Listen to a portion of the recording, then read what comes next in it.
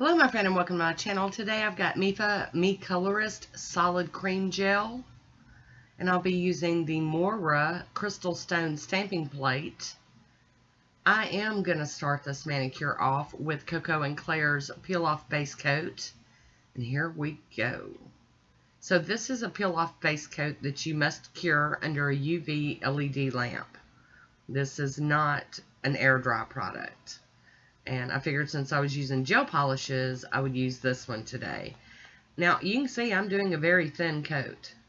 And it's kind of streaky at first when you put it on, but like gel polishes typically do, it, self-levels.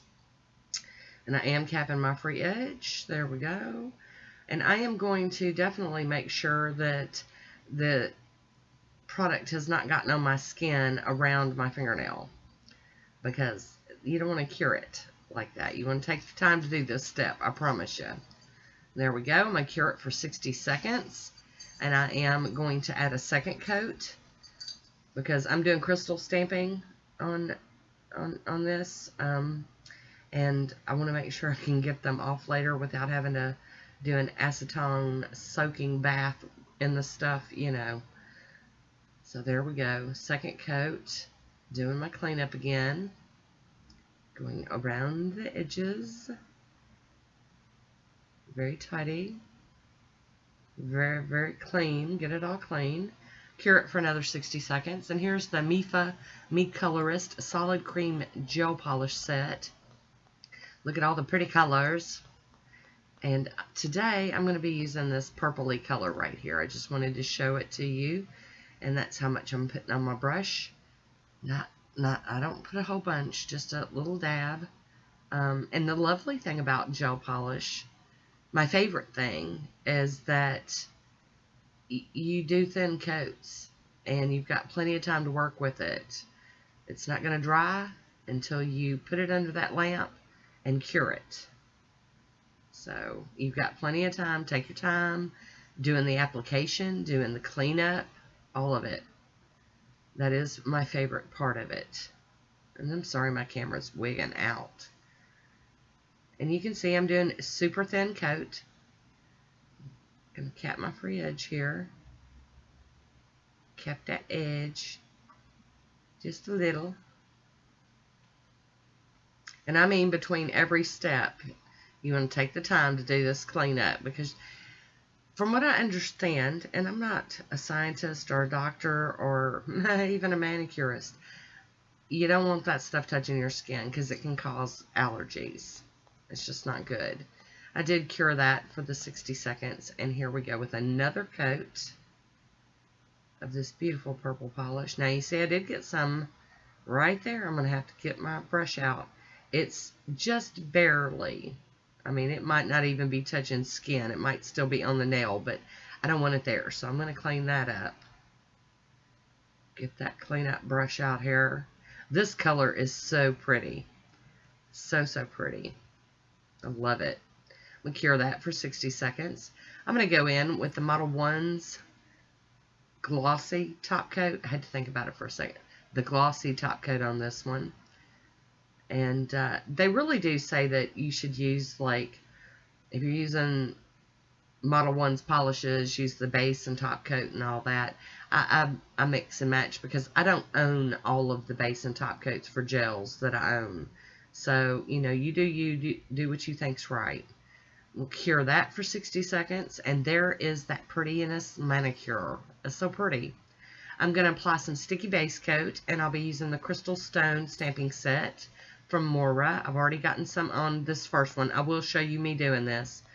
But, the struggle bus is real. So, there we go. Got the little curved in there.